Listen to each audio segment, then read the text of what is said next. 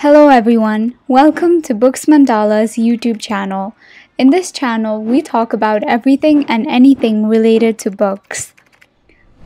So, in today's video, we have the summary of the book, The Alchemist. The Alchemist by Paulo Coelho is a dazzling novel in the magical realism category.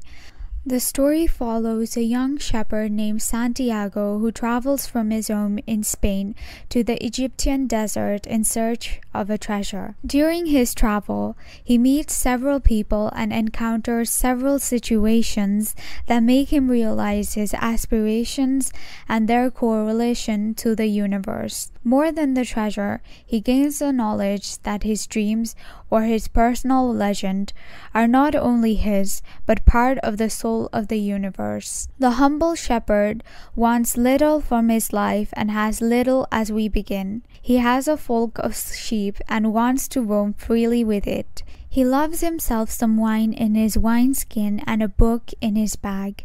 His fate changes, though, with a reoccurring dream about a great treasure hidden at the base of the Egyptian pyramids. Unable to understand these dreams, Santiago consults a gypsy woman to interpret them. She tells him that he must go to Egypt, so he sets off on the journey. On a far-off land, Santiago meets a strange but wise man, Melchizedek, who claims to be the king of Salem.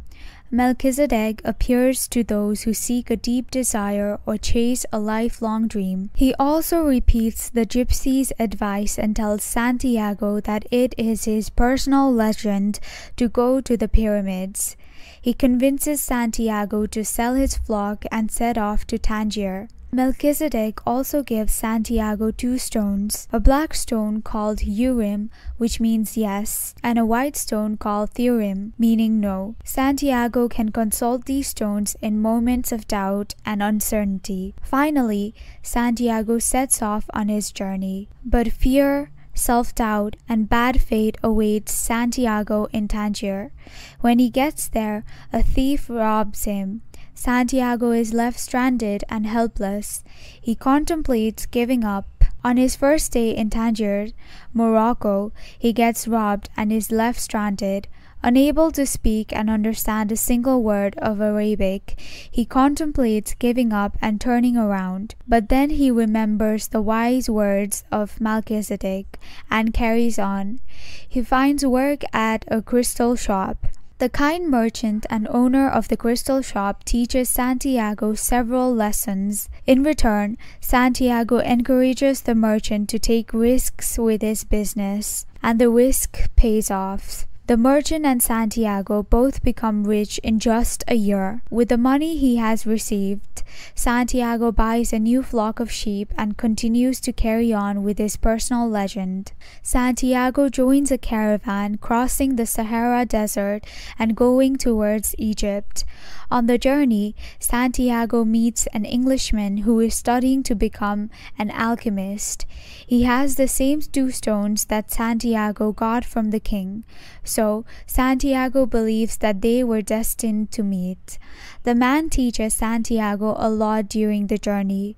Santiago learns that the goal of alchemy is the master work, which includes a liquid called the elixir of life and a solid called the philosopher's stone. The elixir of life can cure all diseases, and the philosopher's stone can turn lead into gold. The Englishman tells him that he has come a long way to Africa to meet a renowned 200-year-old alchemist who lives in Al Fayoum Oasis. They finally arrive at the Al Fayoum Oasis, the home of the said alchemist. The caravan has to take an extended stop here to avoid the tribal wars taking place in the desert.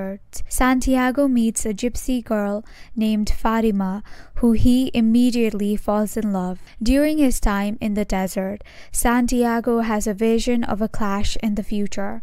He warns the elders at the oasis of his vision. Just the next day, 500 armed tribesmen intrude on the oasis. Because Santiago warned everyone, the men kill the intruders. For this, Santiago is rewarded with 50 pieces of gold, and the chieftain offers him a position as the counselor.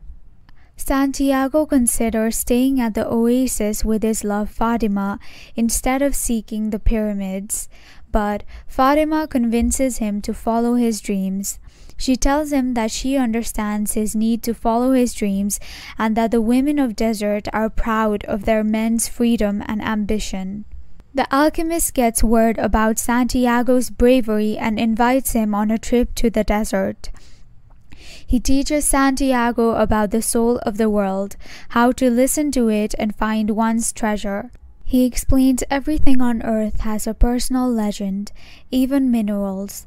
This is why alchemists can change any metal into gold and help the metal achieve its personal legend. The alchemist also offers to accompany Santiago on the trip. Throughout their trip, the alchemist shares much of his wisdom with Santiago. The duo are only days away from the pyramid when a tribe of Arab soldiers capture them. The alchemist gives away all of Santiago's money and asks the soldiers to spare their lives. He also tells the soldiers that Santiago is a powerful alchemist who will turn into wind within 3 days. Santiago, on the other hand, is alarmed. He has no idea how to turn into the wind, so for the next 3 days he explores the desert. On the 3rd day, he communicates with the wind and the sun and begs them to help him create a massive sandstorm. He prays to the hand that wrote all. And just like that, he disappears into the storm and reappears on the other side of the camp. The tribesmen witness all this and are in awe of Santiago's powers, so they let the alchemist and Santiago go. The alchemist travels with Santiago as far as a Coptic monastery just hours away from the pyramid. The alchemist demonstrates his ability to turn lead into gold using his piece of philosopher's stone. He then gives Santiago some of the gold and sends him off. Santiago reaches the pyramids at last. He begins digging at the foot of the pyramid to look for the treasure, but in vain. Instead, 2 men arrive on the spot and beat him. When Santiago tells them about his vision, the men pity Santiago, thinking he must have no money. Before they leave him, one of the men tries to explain to Santiago that his dreams are worthless and will lead him nowhere. The man also had the same vision about a treasure buried in an abandoned church in Spain where a sycamore tree grows. To Santiago's shock, the church that the man described is the same one where Santiago had his dream. Overwhelmed with joy that he has finally understood where his treasure lies, Santiago returns to Spain. He finds a chest of jewels and gold buried under the sycamore tree and plans to return it to Alfayum, where his love, Fatima, awaits him. Santiago is an ambitious explorer. He is thoughtful beyond his years and is impersonable. Each character he meets on his quest help him surmount the obstacles along the way. He hits many dead ends and is left with nothing time and time again. However, good things happen too, and he continues forward. He changes his own destiny with his action. What starts out as a journey to find worldly goods turns into discovering the treasures found. Thank you for watching the video. We hope you find this summary useful. You can purchase this book from booksmandala.com. If you liked this video, please consider subscribing to our channel for more bookish content.